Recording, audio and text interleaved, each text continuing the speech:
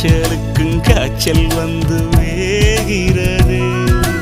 என்னை திரியாக்கி உன்னில் விளக்கேற்றி என்னாலும் காத்திருப்பேன்.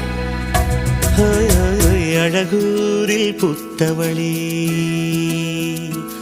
என்னை அடியோடு சாய்த்தவளே.